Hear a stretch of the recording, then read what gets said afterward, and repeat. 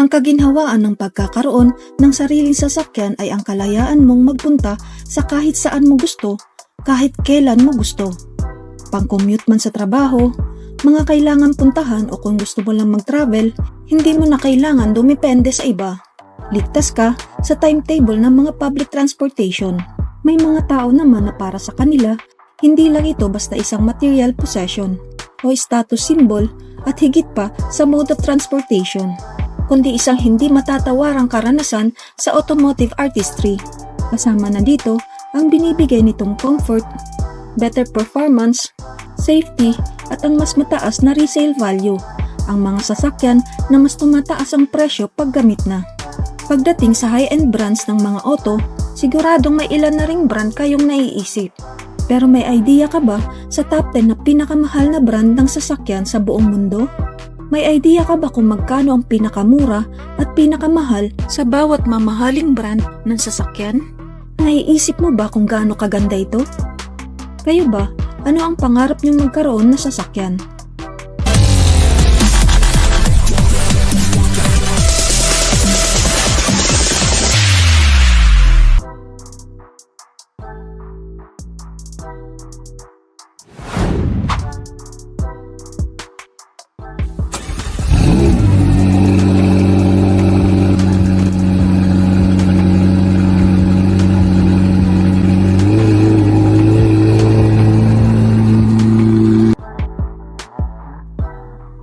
Ang McLaren Automotive na dating kilala bilang McLaren Cars ay isang British luxury automotive manufacturer sa McLaren Technology Center sa Woking, England. Itinatag ang naunang McLaren Cars noong 1985. Makalipas ang 25 years ay pinalitan ito ng pangalan ng founder na si Ronald Dennis bilang McLaren Automotive noong 2010. Pinakakilala ang McLaren bilang Formula 1 chassis constructor, ang pangalawa sa oldest active team at pangalawa din sa most successful Formula 1 team na nakapag-uwi ng panalo ng 183 races sumunod sa Ferrari. Mas kilala sa karamihan sa kanilang motorsports activities na nakilala na rin sa kanilang lumalawak na antas ng paggawa ng mga high-performance cars. Ang pinakaunang nagawang sasakyan nito ay ang McLaren M1A. Ang pinakamura naman at pang-entry level nito ay ang McLaren 540C na nagkakahalaga ng $184,900 o 10.4 million sa Philippine peso. O kaya naman ay ang McLaren 570S Spider na nagkakahalaga ng $191,100 o 10.7 million sa Philippine peso. Ang pinakamahal naman na sasakyan nito sa kasalukuyan ay ang 2024 McLaren 750S Spider.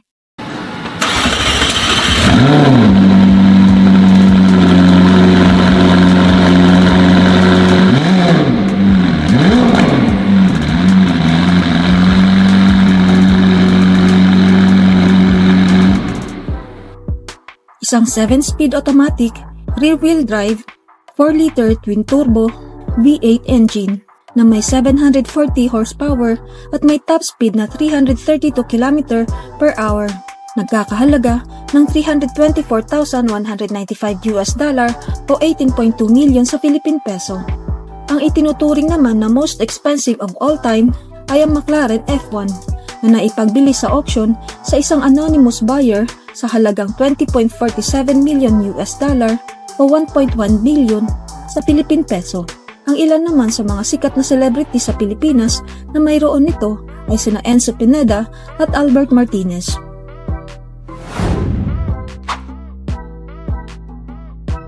Ang Bentley Motors Limited ay isang British designer, manufacturer at marketer ng luxury cars at SUVs sa England na itinatag ni Walter Owen Bentley noong 1919.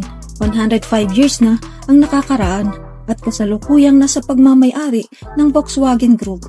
May reputasyon nito bilang highly desirable luxury brand na nakilala sa kanilang extraordinary cars, innovative engineering, highest quality craftsmanship, powerful performance, at advanced technologies.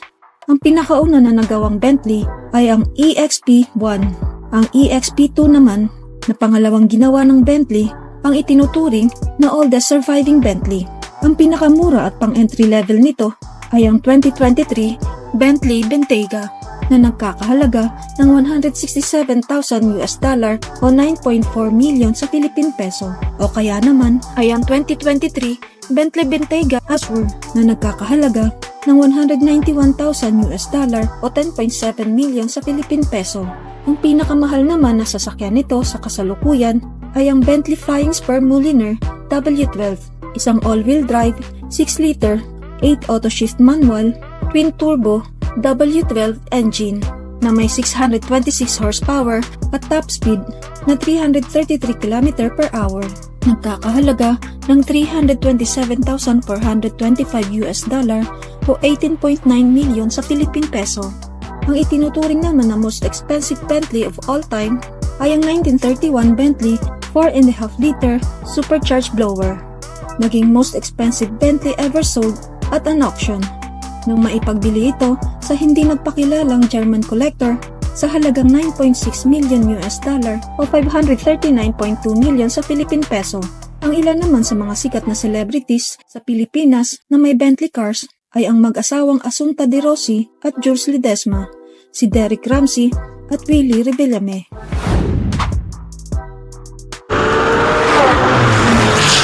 Ang Porsche ay isang automobile manufacturer ng high-performance sports car, SUV at sedan sa Germany na itinatag ni Ferdinand Porsche noong 1931. 93 years na ang nakakaraan at sa kasalukuyan ay nasa pagmamay-ari ng Volkswagen.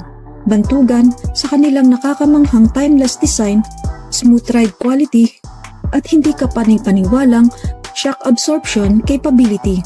May reputasyon sa excellence, inventiveness at timeless appeal bilang isang iconic brand na may mahabang kasaysayan sa automotive industry na higit pa sa material value sa paggamit ng premium materials, natatanging craftsmanship, innovative engineering at advanced technology. Ang pinakauna nitong model ay ang Porsche 356. Kabilang naman sa pinakamura at pang-entry level nito ay ang Porsche Macan na nagkakahalaga ng $60,900 o 3.4 million sa Philippine peso.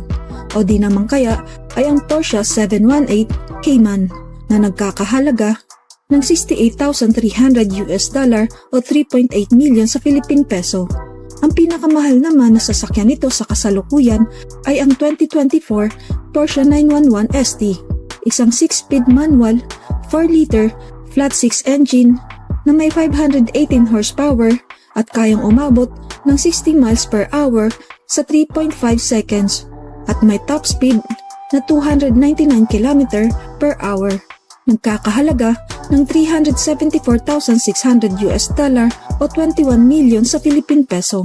Ang itinuturing naman na most expensive of all time sa brand na ito ay ang 1970 Porsche 917K na nabili ng isang Swiss racing driver na si Joe Seifert. Ang ilan naman sa mga Filipino celebrities na nagmamay-ari ng Porsche ay sina Daniel Padilla, Willie Revillame, Manny Pacquiao, Derek Ramsey at Jillian Ward. Ang Koenigsegg ay isang Swedish manufacturer ng mga high-performance sports cars sa Sweden na itinatag ni Christian von Koenigsegg noong 1993. 30 years na ang nakakaraan. Kilala sa pagkakaroon ng high-performance cars na karamihan dito ay kabilang sa mga itinuturing na fastest car in the world. Bantugan sa kanilang lightweight design, high-powered engines at exclusive nature.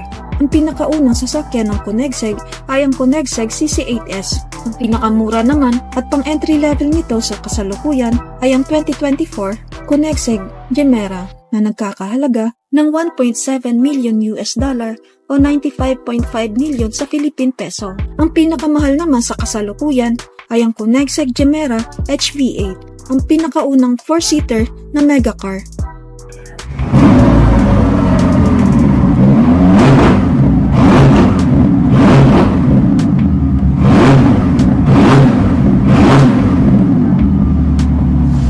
Isa sa pinaka-latest creation ng Koenigsegg na hybrid setup, isang 4-wheel drive, 5.1 plug-in hybrid electric vehicle na may bi-turbo V8 engine. May 2,300 horsepower na kayang umabot ng 0.62 miles per hour sa 1.9 seconds at may top speed na 400 km per hour. Nagkakahalaga ng 1.7 million US dollar o 98 million sa Philippine peso. Ang itinuturing naman na most expensive of all time ay ang Koenigsegg CCXR Trevita na nagkakahalaga ng 4.8 million US dollar o 269.6 million sa Philippine peso. Dalawa lang ang mayroon nito sa mundo na pagmamay-ari ni Floyd Mayweather at ng pangalawa sa richest man in the world na si Jeff Bezos. Ang Ferrari ay isang Italian luxury sports car manufacturer sa Maranello, Italy. Itinatag ni Enzo Ferrari noong 1939, 84 years na ang nakakaraan. Bandugan sa kanilang signature red color sa racing heritage, sa dedikasyon nito sa high-performance engineering, iconic design at exclusivity ng mga nagagandahan na race cars at supercars. Nakilala sa buong mundo bilang isang iconic brand na may game-changing performance at walang katulad sa pagiging elegante na kumakatawan ng luxury at performance na hindi matatawaran. Ang pinakauna nitong nagawang sasakyan ay ang 1947 Ferrari 125S. Kabilang naman sa pinakamura at pinaka-affordable na Ferrari model ay ang 2023 Ferrari Portofino na nagkakahalaga ng 246,103 US dollar o 13.8 million sa Philippine peso, o di naman kaya ay ang 2023 Ferrari Roma na nagkakahalaga ng 247,308 US dollar o 13.9 million sa Philippine peso. Ang itinuturing naman na pinakamahal na Ferrari sa kasalukuyan ay ang 2024 Ferrari Daytona SP3.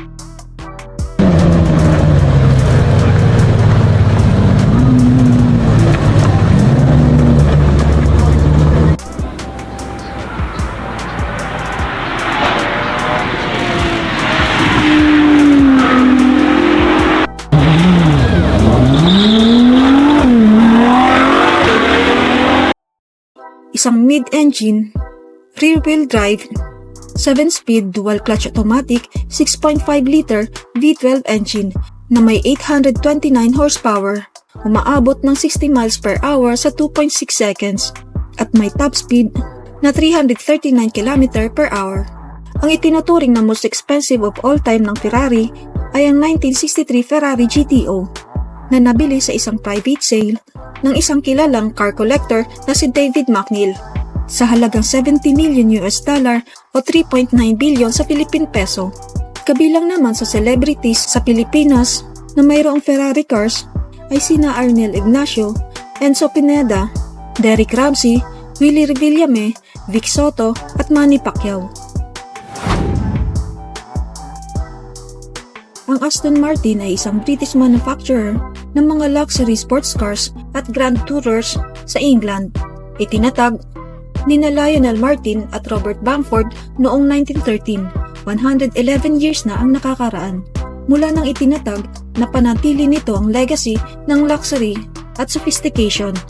Mula sa paggawa ng mga sasakyan para sa James Bond films, sa pangingibabaw nito sa racetrack dahil sa impressive performance ng mga sasakyan, sa pagkakaroon ng royal warrant bilang authorized supplier ng motor cars ni Charles III simula pa noong 1982, naging simbolo na ito ng prestige at exclusivity. Bukod sa hindi matatawarang craftsmanship, ipinagmamalaki nito ang cutting-edge technology para sa karagdagang ganda ng performance at safety features na sinamahan pa ng classic design at modern innovation. Bantugan sa paggawa ng ilan sa mga most expensive at exotic cars sa automotive industry. Ang Isotta Fraschini, ang pinakauna nitong nagawang sasakyan noong 1915. Ang pinaka-affordable naman at pang-entry level nito ay ang 2020 Aston Martin DB11 na nagkakahalaga ng 198,995 US dollar o 11.2 million sa Philippine peso. O kaya naman ay ang 2020 Aston Martin Rapid AMR na nagkakahalaga ng 240,000 US dollar o 13.5 million sa Philippine peso. Ang pinakamahal naman na unit nito sa kasalukuyan ay ang 2020 DBS GT Sagato na may 8-speed automatic transmission, twin turbo 5.2-liter V12 engine. May 760 horsepower na pumapalo ng 62 miles per hour sa 3.4 seconds. Isa itong 2-for-1 offer. Pagbibili ka nito, kasama din ang pares nito na DBS Superleggera, nagkakahalaga ng $7.4 million o 416.4 million sa Philippine peso. Ang most expensive of all time ng Aston Martin ay ang 1956 Aston Martin TBR1 na nabili ng isang anonymous buyer sa halagang $22.5 million o 1.3 billion sa Philippine peso. Ang itinuturing na most important Aston Martin in history at ang most valuable at most expensive British car ever sold. Ang ilan naman sa mga celebrities sa Pilipinas na may Aston Martin ay sina Isabel Daza at Derek Ramsey. Ang Pagani ay isang Italian manufacturer ng mga hypercars at carbon fiber components sa Italia na itinatag ni Horacio Pagani noong 1992. 32 years na ang nakakaraan, dating mababang uri ng manggagawa hanggang sa naging chief engineer ng Lamborghini, hanggang sa humiwalay na ito at nagsimula ng sarili nitong brand. Naging bantugan sa kanilang limited production na hinahangaan sa kanilang performance at craftsmanship. Ang pinakaunang modelo nito na umabot pa ng 7 taon sa pagkumpleto ay ang Sonda C12 1999. Ang pinakamura naman at pang-entry level nito ay ang Pagani Utopia na nagkakahalaga ng $2.5 million o 140.5 million sa Philippine peso, o kaya naman ay ang Huayra Roadster BC na nagkakahalaga ng $3.4 million o 191 million sa Philippine peso. Ang pinakamahal naman na modelo nito sa kasalukuyan ay ang Pagani Huayra Codalunga. May 7-speed automated manual transmission, 6-liter bi-turbo V12 engine. May 829 horsepower at may top speed na 349 km per hour.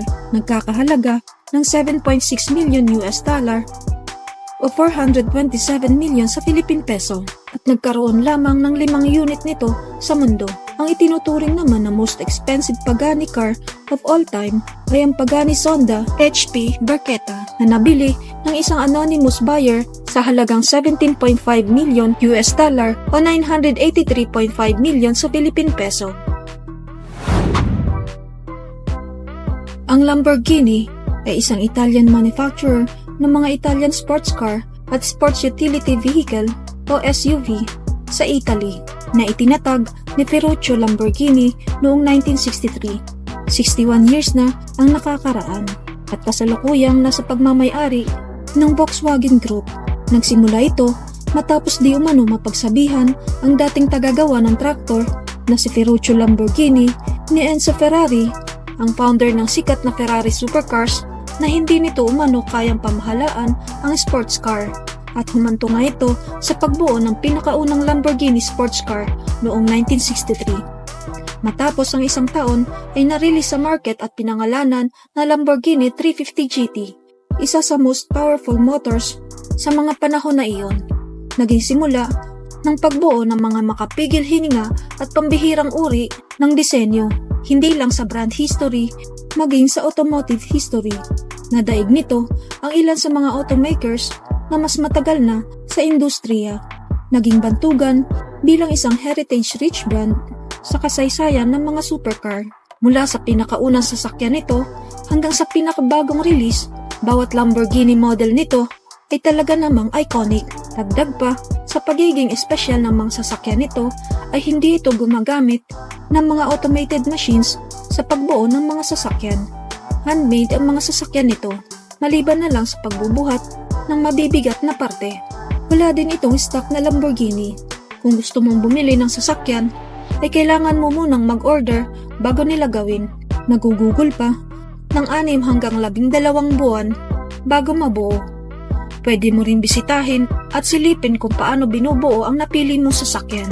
Isa sa pinaka-affordable at pang-entry level nito ay ang 2020 Lamborghini Huracan Evo RWD na nagkakahalaga ng $179,000 o 10.1 million sa Philippine peso. O kaya naman ay ang 2020 Lamborghini Urus na nagkakahalaga ng $203,995 o 11.5 milyon sa Philippine peso. Ang pinakamahal naman na sasakyan nito sa kasalukuyan ay ang Lamborghini Veneno Roadster na nagkakahalaga ng $8.3 million o 467.5 milyon sa Philippine peso.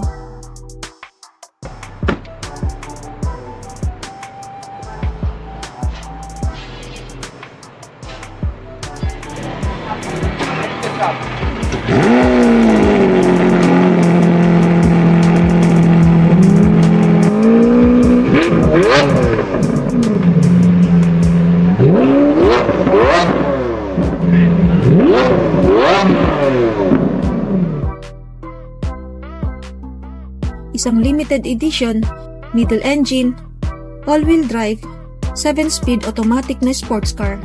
May 6.5 liter V12 engine na may 750 horsepower at may kakayanang mag-accelerate ng 100 km sa 2.9 seconds at may top speed na 355 km per hour. Isa sa most expensive at most exclusive car ever made dahil sa rarity, performance, design at quality nito. Ang Lamborghini Egoista ang itinuturing na most expensive Lamborghini of all time. Nag-iisang unit sa mundo na nagkakahalaga ng $117 million o 6.6 billion sa Philippine peso. Kabilang naman sa mga celebrity sa Pilipinas ang may Lamborghini cars ay sina Enzo Pineda, Daniel Padilla, Coco Martin, Vice Ganda, Derek Ramsey, Willie Revillame at Manny Pacquiao. Ang Bugatti ay isang dating German, ngayon ay French manufacturer ng high-performance automobiles sa France na itinatag ni Ettore Bugatti noong 1909. 115 years na ang nakakaraan. Bantugan ng mga sasakyan nito sa magagandang disenyo at mga napagtagumpayan ng mga sasakyan nito sa karera.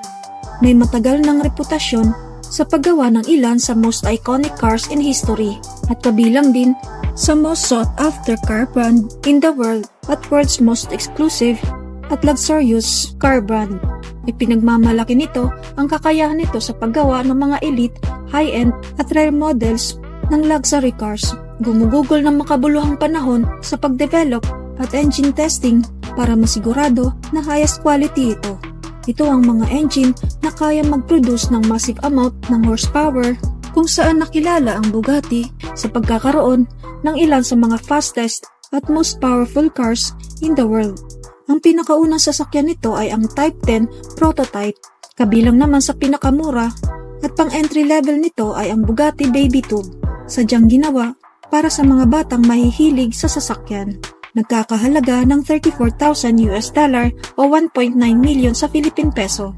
O di naman kaya ay ang Bugatti Veyron na nagkakahalaga ng $1.9 million o 106.7 million sa Philippine peso.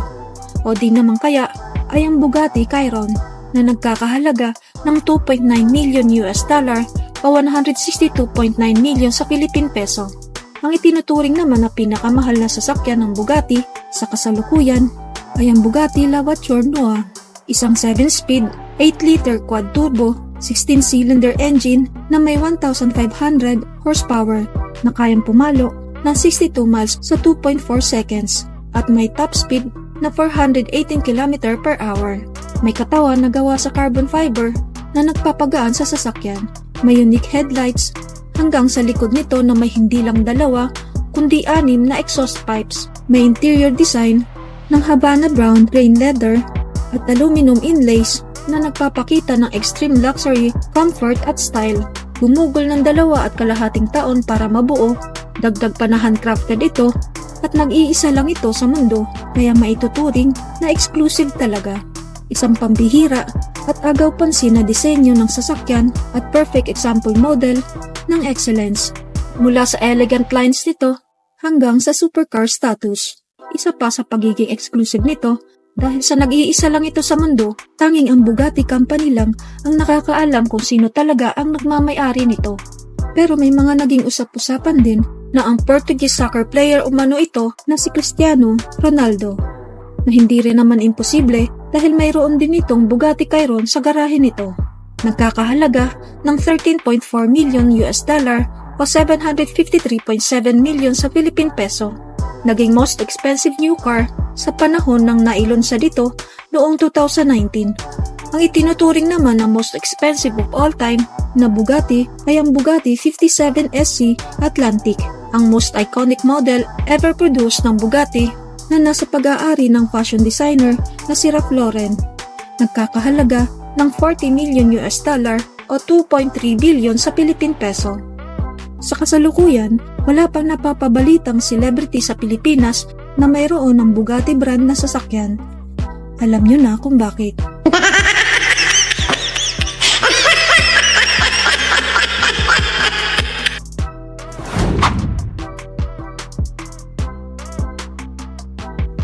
Ang Rolls-Royce ay isang British luxury automobile maker sa England na itinatag ni Charles Rolls at Henry Royce noong 1904. Mula nang binuo nito ang pinakaunang Rolls-Royce, ang twin-cylinder Rolls-Royce 10 HP, naging matagumpay agad ito na naghatid sa paglawak ng Rolls-Royce brand. Nakilala agad ang brand nito sa buong mundo bilang standard bearer para sa refinement at mechanical excellence. Naging isa sa most iconic at recognizable brand in the world dahil sa impressive history nito. Naging simbolo ng luxury, sophistication at excellence simula nang maitatag. Bantugan ng brand sa quality at craftsmanship. Bawat sasakyan nito ay hand-built at may disenyo sa eksaktong pamantayan. Gumagamit lang ng mga finest materials at components para makabuo ng isang sasakyan na magiging matibay sa mahabang panahon dahil sa advanced engineering at state-of-the-art na uri ng sasakyan. Ang klase ng sasakyan na mai-enjoy mo na ang features ng sasakyan mo, the same time ay nakapag-invest ka na rin dahil patuloy na tumataas ang resale value nito kada taon. Ang mga sasakyan dito ay limited edition at bawat isa dito ay custom-made para sa may-ari. Pwede mong palitan o magpasadya ng naaayon sa kagustuhan mo. Tulad ng kaso ng 1 million US dollar na Rolls-Royce Bushkan ni Drake. Kabilang sa pinakamura at pang-entry level nito ay ang 2022 Rolls-Royce Ghost na nagkakahalaga ng 321,900 US dollar o 18.1 million sa Philippine peso o kaya naman ay ang 2022 Rolls-Royce Wraith na nagkakahalaga ng 330,000 US dollar o 18.6 million sa Philippine peso.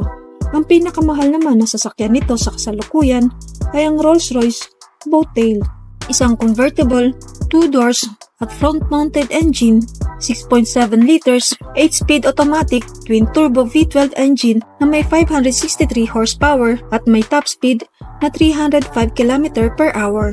Mayroon itong rotating cocktail tables na may dalawang fridge at mga tablewares. May kasama din itong Bouvet Fleurier watches at ang mamahaling Mont Blanc pen na nakapaloob sa handcrafted case. Mayroon lamang 3 unit nito sa mundo at ang isa dito ay nabili ng mag-asawang Beyoncé at Jay-Z sa halagang 28 million US dollar o 1.6 billion sa Philippine peso. Ang itinuturing naman na most expensive Rolls-Royce of all time ay ang Rolls-Royce Draptail La Rose Noire na naipakilala noong August 2023 na nakaset na buuhin sa mga susunod na taon.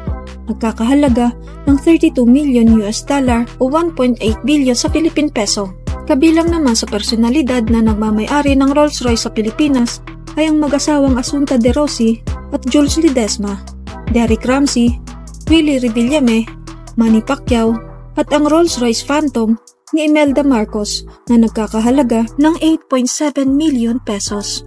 Ang tanong, ano nga ulit ang pangarap mo? Sa tingin mo, alin sa mga ito ang pinakamaganda at nababagay sa'yo? May mga tao na bumibili ng mamahaling sasakyan dahil afford nila, hindi lang sa pag-purchase, pati na rin ang kaakibat na gastos ng pagkakaroon ng mga mamahaling sasakyan. Lahat naman tayo deserve magkaroon ng sasakyan. Kung afford naman, bakit hindi, diba? Pero may mga bagay din na walang kasiguruhan na magiging masaya ka. Ang importante, lagi mong pipiliin na maging masaya. At syempre, alam mo kung saan ka masaya. Mapamamahaling bagay man yan, simpleng bagay o mga tao sa paligid mo. Kahit tuyo lang mayroon sa hapag nyo. Basta alam mo lang kung paano mas magiging makabuluhan ang buhay mo.